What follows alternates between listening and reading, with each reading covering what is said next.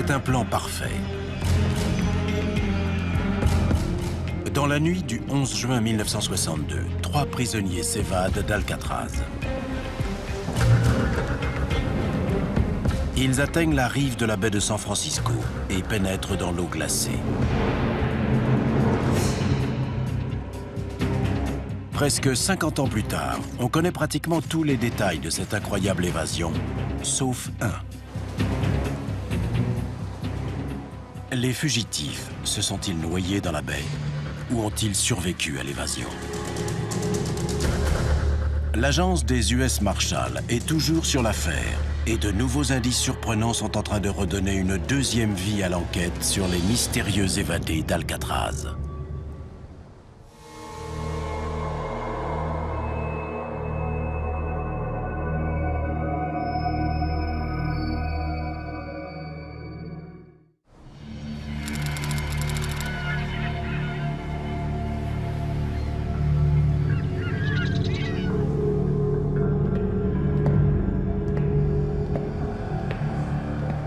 Dans la prison d'Alcatraz, c'est une nuit comme les autres qui s'annonce. On ferme!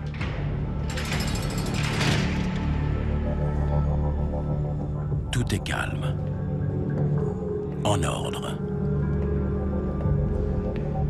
Mais derrière cette normalité apparente, 3 prisonniers sont sur le point de tenter l'impossible. Ils vont s'évader de la prison fédérale réputée la plus sécurisée des États-Unis.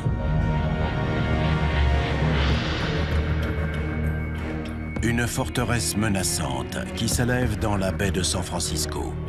Alcatraz accueille les criminels les plus dangereux des États-Unis.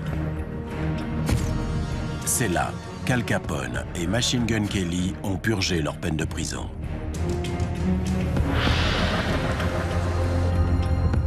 Dès le début des années 60, les détenus savent qu'Alcatraz représente le point de non-retour. Elle est considérée comme la prison la mieux sécurisée des États-Unis. Le seul nom d'Alcatraz inspire la peur aux détenus qui viennent y purger leur peine.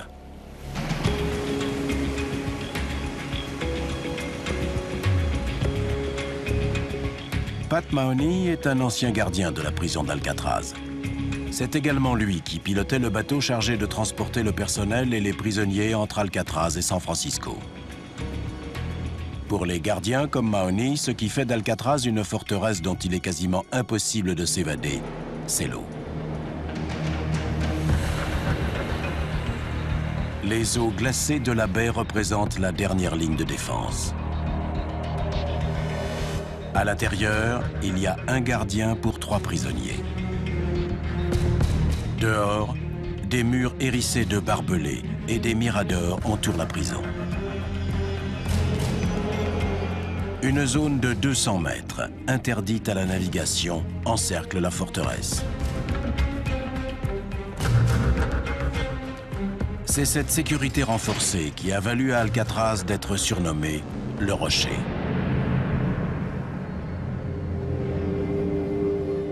Mais pour les détenus Frank Morris, John Anglin et Clarence Anglin, ce n'est qu'un défi de plus à relever. Dans l'enceinte de la prison, tout le monde rêve de faire mentir la légende de la prison d'où l'on ne s'évade jamais. Morris et les frères Anglin sont des criminels endurcis et des spécialistes de l'évasion. Quand ils arrivent à Alcatraz, ils ont déjà mis sur pied plusieurs dizaines de tentatives d'évasion de centres de détention parmi les plus durs du pays.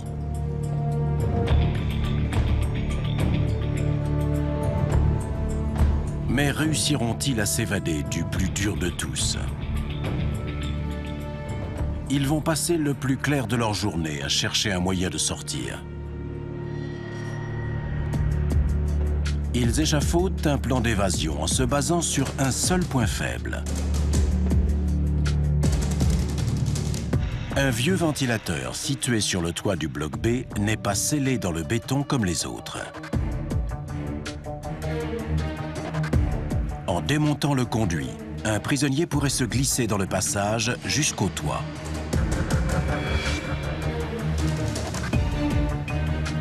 Mais pour atteindre ce ventilateur, ils doivent sortir de leur cellule. Et hormis la porte de la cellule, impossible à franchir, la seule autre issue consiste en une grille métallique de 13 cm sur 24.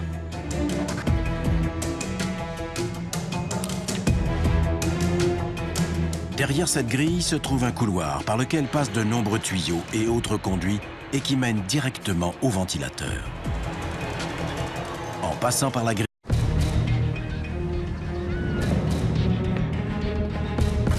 c'est un plan parfait.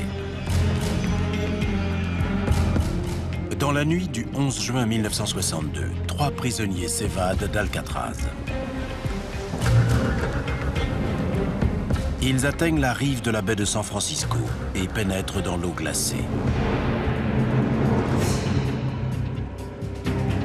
Presque 50 ans plus tard, on connaît pratiquement tous les détails de cette incroyable évasion, sauf un. Les fugitifs se sont-ils noyés dans la baie ou ont-ils survécu à l'évasion? L'agence des US Marshals est toujours sur l'affaire et de nouveaux indices surprenants sont en train de redonner une deuxième vie à l'enquête sur les mystérieux évadés d'Alcatraz.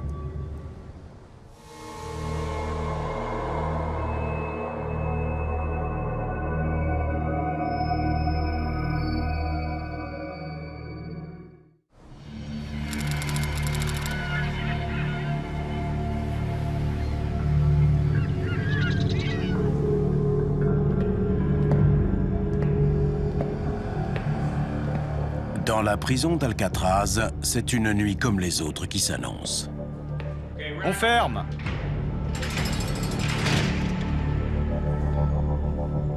Tout est calme.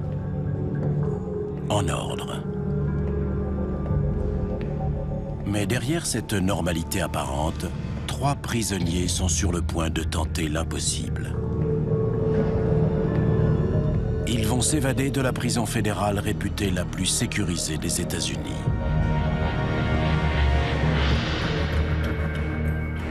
Une forteresse menaçante qui s'élève dans la baie de San Francisco.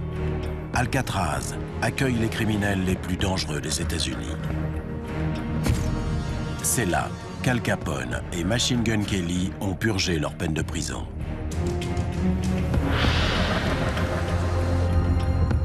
Dès le début des années 60, les détenus savent qu'Alcatraz représente le point de non-retour.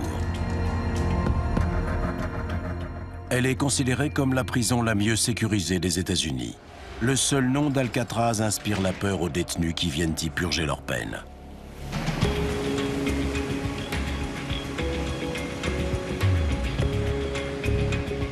Pat Mahoney est un ancien gardien de la prison d'Alcatraz. C'est également lui qui pilotait le bateau chargé de transporter le personnel et les prisonniers entre Alcatraz et San Francisco. Pour les gardiens comme Mahoney, ce qui fait d'Alcatraz une forteresse dont il est quasiment impossible de s'évader, c'est l'eau. Les eaux glacées de la baie représentent la dernière ligne de défense. À l'intérieur, il y a un gardien pour 3 prisonniers. Dehors, des murs hérissés de barbelés et des miradors entourent la prison. Une zone de 200 mètres, interdite à la navigation, encercle la forteresse. C'est cette sécurité renforcée qui a valu à Alcatraz d'être surnommé le Rocher.